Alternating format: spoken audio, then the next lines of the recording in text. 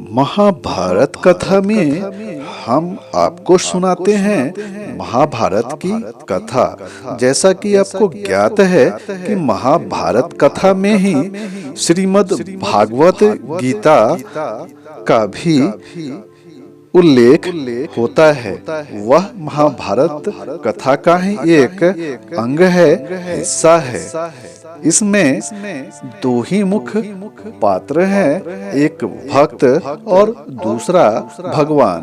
कुरुक्षेत्र के मैदान में भगवान श्री कृष्ण ने अपने सखा और भक्त अर्जुन को भागवत गीता का उपदेश दिया था। इसमें वक्ता श्री भगवान कृष्ण और भक्त और सखा अर्जुन थे, जो श्रोता थे।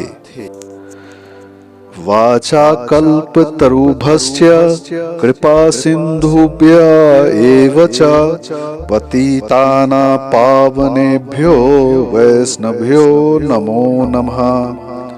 मैं भगवान के समस्त वैष्णव भक्तों को सादर नमस्कार करता हूँ। वे कल्प वृक्ष के समान सबों की इच्छाएं पूर्ण करने में समर्थ हैं तथा पतित जीवात्माओं के प्रति अत्यंत दयालु हैं।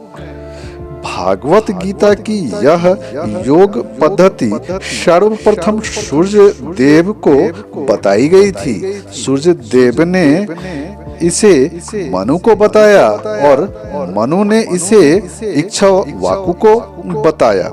इस प्रकार गुरु परंपरा द्वारा यह योग पद्धति एक वक्ता से दूसरे वक्ता तक पहुंचती रही, लेकिन कालांतर में यह छिन्न भिन्न हो गई। फलस्वरूप भगवान श्री कृष्ण को इसे फिर से बताना पड़ा और यह दुर्लभ संयोग कुरुक्षेत्र के मैदान में भगवान श्री कृष्ण के द्वारा उनके सखा और भक्त अर्जुन को युद्ध स्थल में दिया।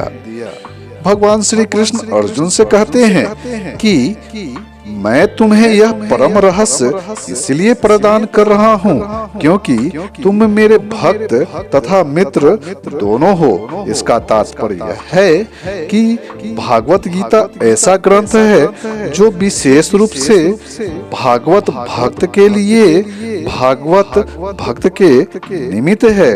ध्यानी और भक्त दोनों ही इसमें आते हैं। यहाँ पर भगवान अर्जुन से स्पष्ट कहते हैं कि वे उसे इस नवीन परंपरा का प्रथम पात्र बना रहे हैं, क्योंकि प्राचीन परंपरा खंडित हो गई थी। अतएव यह भगवान की इच्छा थी कि सूर्य देव से चली आ रही विचारधारा को इसी दिशा में अन्य परंपरा स्थापित की जाए और उनकी इच्छा थी कि उनकी शिक्षा का वितरण सर्वप्रथम नए सिरे से अर्जुन को प्रदान किया जाए। वे चाहते थे कि अर्जुन भागवत गीता ज्ञान का प्रामाणिक विद्वान बने।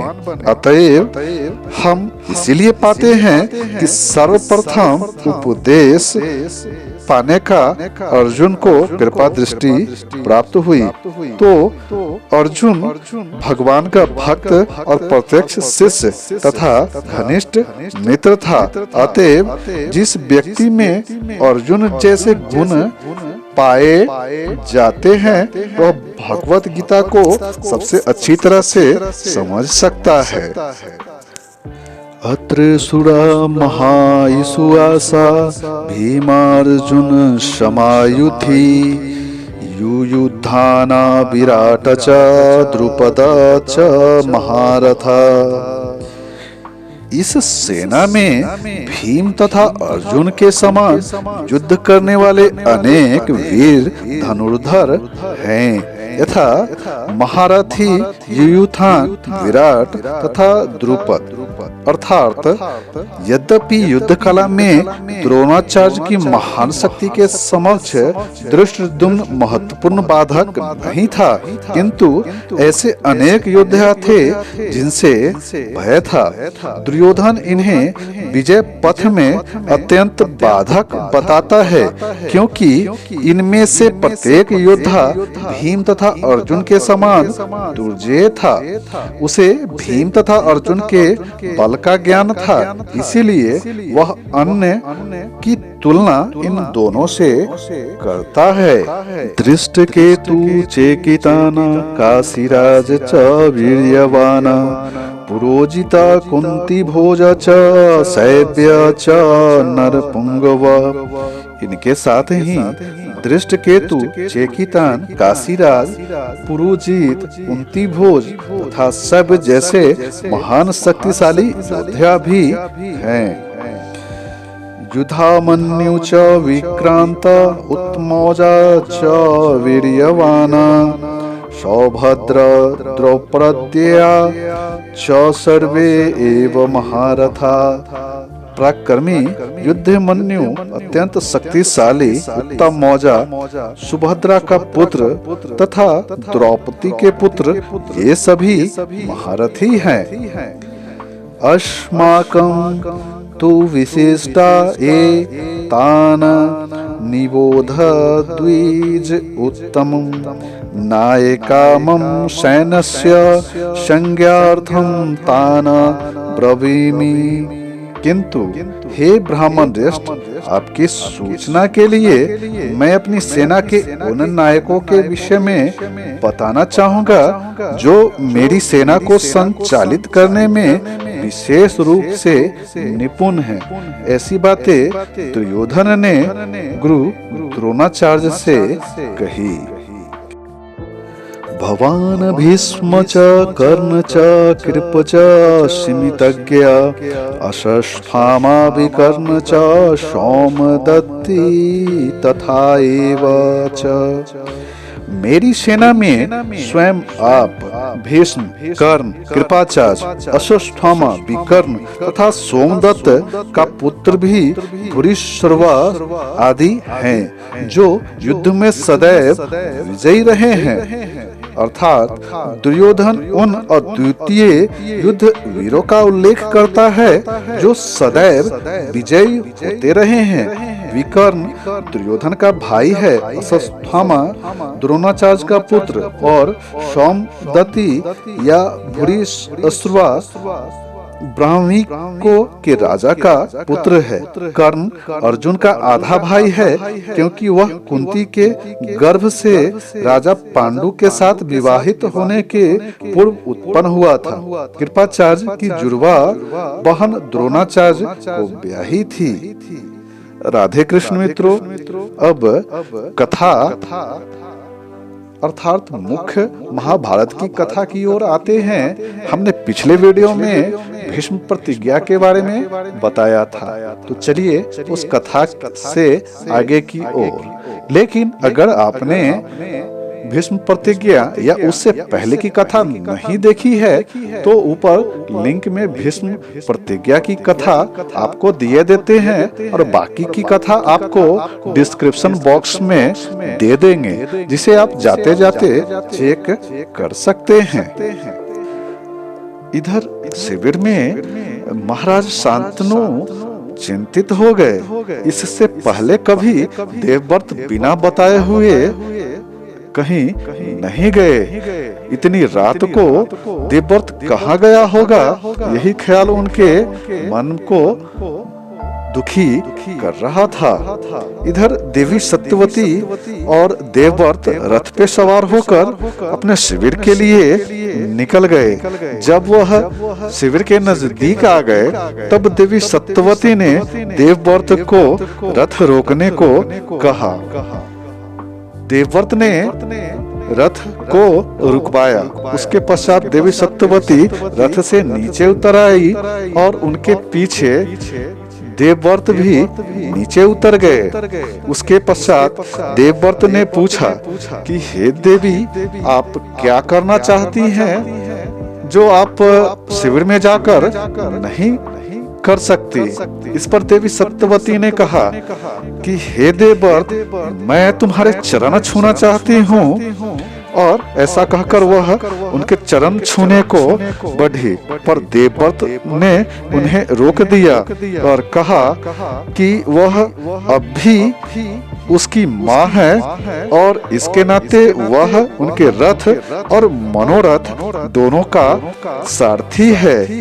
इसीलिए आप मेरे चरण ना छुएं और मुझे अपराधी ना बनाएं। इस पर देवी सत्यवती ने कहा कि हे पुत्र, तुम्हारे जैसा पुत्र न अब तक पैदा हुआ है और न कभी पैदा होगा। इसके पश्चात वे दोनों रथ पे सवार होकर शिविर के लिए चल पड़े।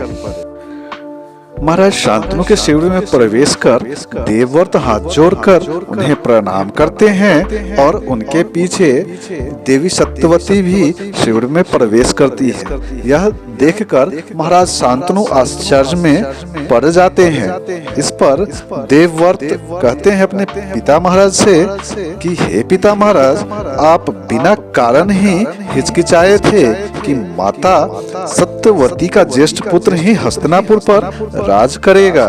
मैं हस्तिनापुर का नहीं, आपका पुत्र हूँ और आपके सुख की सेवा करना मेरा यह परम कर्तव्य है। और अपने कर्तव्य के पालन हेतु मैंने आजीवन ब्रह्मचर्य रहने का प्रण लिया है। यह सुनकर महाराज शांतनु अवाक हो गए और उनके मुख से अन्यास ही निकला, नहीं, इतनी भीषण प्रतिज्ञा पुत्र, तुमने मेरे आनंद के लिए अपने जीवन के सारे सुखों का बलिदान कर दिया। इस पर देवव्रत ने कहा कि हे पिता महाराज, आपके आनंद का ख्याल रखना मेरा कर्तव्य है, इसलिए भूल जाइए। इस पर महाराज शांतनु ने कहा, परंतु ये कैसे भूल जाऊं कि राज अधिकार के विषय में भारत वंशियों को स्वयं शकुंतला पुत्र भरत से यह परंपरा मिली है कि राजगद्दी का अधिकारी जन्म से नहीं कर्म से जुड़ा होता है, और जो अभी जन्मा ही नहीं उसके कर्म का क्या। इस पर देवव्रत ने कहा, परंतु राजा का एक कर्तव्य यह भी होता है कि वह अपने प्रजा के अधिकारों की रक्षा करे। इस पर महाराज शांतनु ने कहा कि राजा का यह कर्तव्य अवश्य होता है, परंतु मैंने कौन से अधिकार की रक्षा नहीं की है। इस पर देवव्रत ने कहा कि पिता महाराज, आपने मेरे अधिकारों की रक्षा नहीं कर रहे हैं, आप मेरे वचन देने के अधिकार की रक्षा नहीं कर रहे हैं पिता महाराज। शांतनु, हे पुत्र, तुमने तो मुझे अवाक कर दिया, अब मैं इसके आगे क्या कहूँ। तुमने तो वो किया है जिसे यह संसार याद करेगा। सुख दुख, शांति और अशांति के चौराहे पे खड़ा यह शांतनु तुम्हें वरदान देता है कि जब तक तुम न चाहो तब तक मृत्यु लोक को त्याग नहीं पाओगे और मृत्यु तुम्हें छू भी नहीं पाएगी। तुम जब तक चाहोगे अपनी इच्छा से इस धरती पर रहोगे और अपनी इच्छा से ही इस पृथ्वी लोक का त्याग कर पाओगे। इसके पश्चात देवव्रत ने हाथ जोड़कर माँ सत्यवती से कहा कि हे माँ, आप पिता महाराज को समझाइए कि वह व्यर्थ की चिंता ना करे। मैंने स्वयं ही अपने साथ न्याय या अन्याय किया है, इसके लिए वह खुद को जिम्मेदार ना समझे। उसके पश्चात वह देवी सत्यवती और महाराज शांतनु को प्रणाम कर शिविर से बाहर निकल आए। इसके बाद देवी सत्यवती ने महाराज शांतनु से कहा कि हे आर्यपुत्र, आज के बाद हम देवव्रत को भीष्म के नाम से पुकारेंगे। इस पर महाराज शांतनु ने कहा कि हे देवी, हम ही नहीं वरन त्रिलोक उसे भीष्म के नाम से जानेगा और पुकारेगा। इसके पश्चात गंगापुत्र देवव्रत भीष्म के नाम से संपूर्ण लोकों में जाने लगे। दोस्तों यहाँ तक की कथा आपको पसंद आई होगी, ऐसी हमें आशा है। तो वीडियो बनाने में बहुत मेहनत होती है और हमारे मेहनत को सार्थक बनाने के लिए हमारे YouTube चैनल को सब्सक्राइब करें, लाइक करें और अपने दोस्तों के साथ साझा करें। तो मिलते हैं फिर कथा के अगले पड़ाव में, तब तक के लिए दीजिए इजाजत। जय हिंद, जय भारत, राधे कृष्ण।